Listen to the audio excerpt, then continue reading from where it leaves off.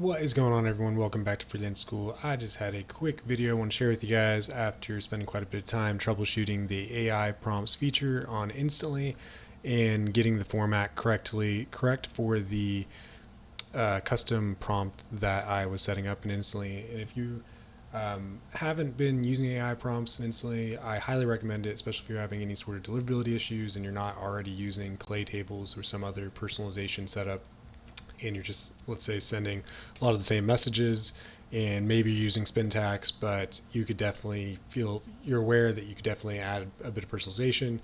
And if that's the case, I definitely would test that out. And I want to maximize the screen, but I don't want to show the contact list that is to the left of this AI prompts sidebar, so I'm going to leave it like this. But basically, you're going to go to the lead tab, the click on any campaign that you have, and then you're going to click leads. Once you've clicked on your campaign, then you're going to see a little brain icon over to the right. You're going to click that. That's your AI prompts, and it's going to take you this right sidebar. Will open up on the right side of your screen, and what you'll have here is what you'll first see is the template hub, which is pretty much all the templates that people have shared with the Instantly community, people that use the platform, and you can sort that by popularity, number of runs, the name of the template. And Legion J, I would say Jay Feldman, he's, in my opinion, has some of the best prompts on here, and there's a lot of prompts that I've found that had very little use because they're just new, and they're great as well. But you can spend a lot of time trying to find the right prompts that are going to work just fine for your specific campaigns. The general ones will work really well, like the company name cleanup and like finding the industry pain point. I think those are great. But when you want to get into more customized and personalized to your campaign, you're going to want to click over here to my templates, and you're going to create your own prompt. And I have a couple of them here that I've started testing and creating. And a particular issue that I ran into that I wasn't aware of until I solved it, obviously, but is when you create these prompts, what I do a lot of times when I'm doing something like this, whether it's creating a web page with HTML, I'll come over here to ChatGPT and I'll have it generate it, and a lot of times it'll do it just fine without any issues. But a couple of cases like this one have come up recently where I tell it to create the prompt for this this one was for a GPT tool that we're promoting, and everything it created for the message prompt itself was pretty good, but the main issue is the way it formatted right here, which you can see in the middle of my screen, these property 1, 2, and 3 values, which I'm about to show you what they are used for here in a second. But the issue is Instantly doesn't recognize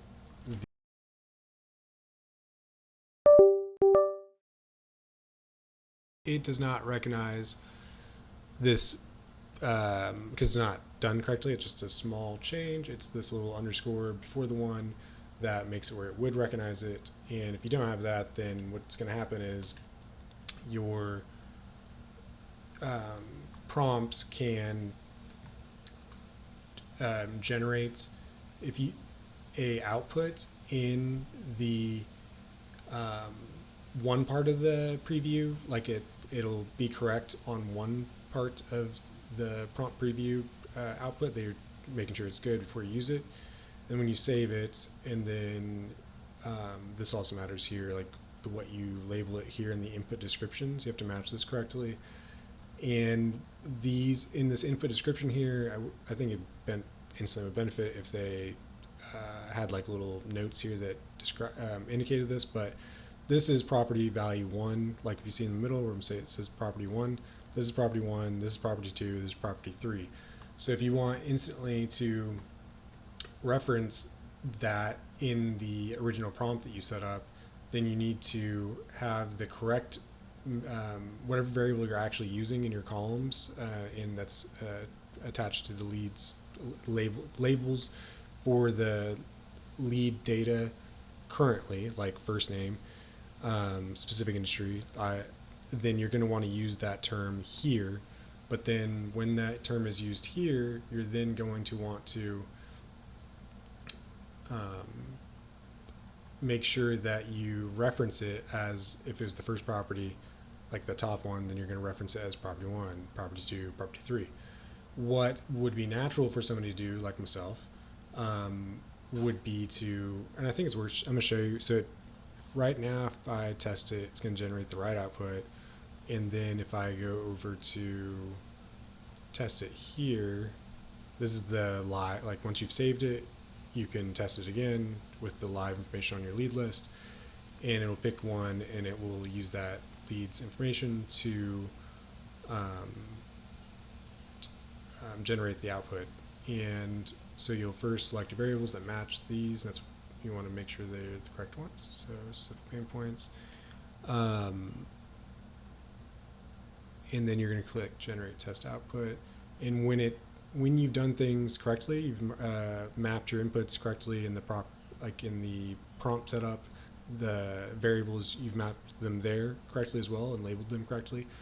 When you do a generate test output, it's going to have the variable personalization inserted, or in this particular case, it doesn't just insert like you would, like let's say you're creating an email and Instantly, and you use one of their insert variables. It's just going to give a direct, like whatever information is stored in that column for that data point for that lead, it's going to just insert it, that exact text. Whereas with the AI prompts, assuming you're using like one of the newer models like GPT-4o Omni or GPT-4 in general, it can, depending on how the way you phrase your prompt, it can read or review that variable that you told it to do, like specific pain points. In this particular case, the reason why I'm doing this is the specific pain points I have initially were really long, and I wouldn't want to insert all of that into the email. So I had an AI prompt that reviewed the specific pain points and created a shortened specific pain points sentence instead, which might as well just show you that because that's really easy to understand. And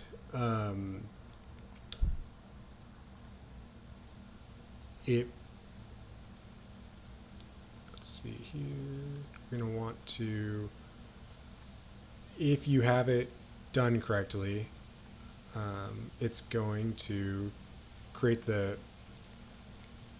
correct output on both sides. But in this particular case, looks like it did not. Let me just check it real quick.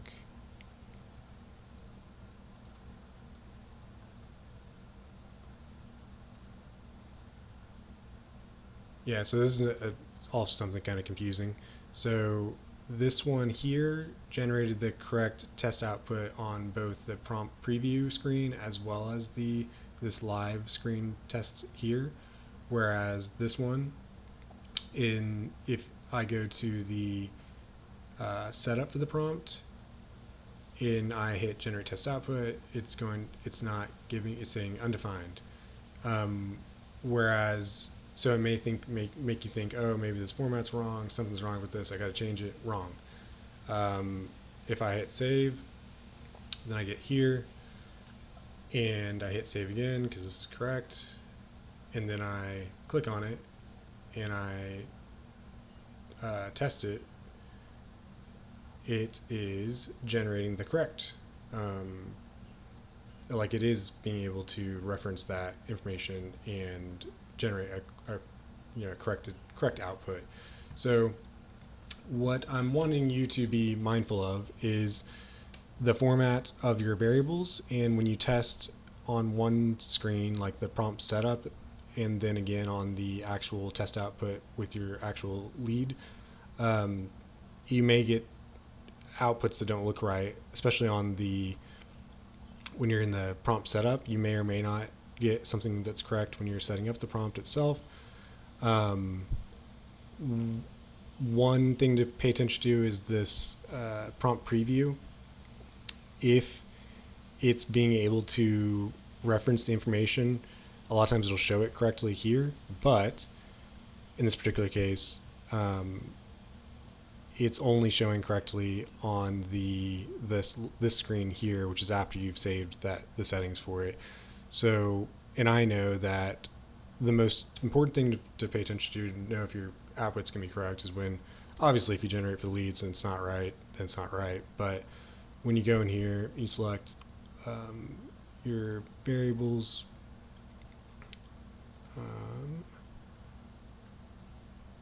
Then the output that you get here, if the test output is wrong here, then it's going to be wrong across all the leads, generally speaking. Sometimes there's an error, but you want it to be correct here. And so we'll go ahead and test it. So this one did not have like undefined in it, even though it's the same settings that was generating the undefined earlier when I was showing you in the setup test, whereas now it's doing just fine. So what's the point? There's a couple of things you got to check. Sometimes with these newer platforms, they're working really hard, growing really fast, and they can have an error or something that's maybe not explained totally correctly, or there's just, it takes time to understand the ins and outs that could be giving you errors. So I just wanted to show you that, and maybe it helps you solve your troubleshoot your own AI prompt errors or any issues that you might be having with that. And hopefully, if you haven't heard of AI prompts and you're using Instantly, I've got you thinking about using it. And if that's the case, and you want to save some time or brainstorm with me, help me or have me help you set up your AI prompts so you can save all the hours I spent getting used to how to set them up and looking through all the different prompts. Then I can definitely help you out with that. Just click the link in the description. You can set up, pick a time that works for your schedule. We can do a call in the next couple of days. I love doing it and love to help you out with that. And anything else that you might need help with respect to Instantly outreach campaigns, love to assist you with that as well. And something, if you want, the big thing I'm seeing right now is even if you do all this correctly, but what you're sending to prospects right now isn't, valuable. And, you're not, people are kind of jaded with PDF guides or, basically cheap free value that's been overused. Our new really smart thing that we're seeing working and we're about to be ramping up in our own campaigns is using GPT tools. I made a video, not a very detailed video in my last video on this. It was more of just me debriefing for myself, but I think there's a huge opportunity for you to improve your campaign performance by creating GPT tools in your ChatGPT interface. And then once it's set up and live, then promoting that GPT tool as the access to that and being able to use that to your cold outreach prospects here on Instantly, because it's a novel thing and we're hearing a lot of people interested in it from multiple different target audiences.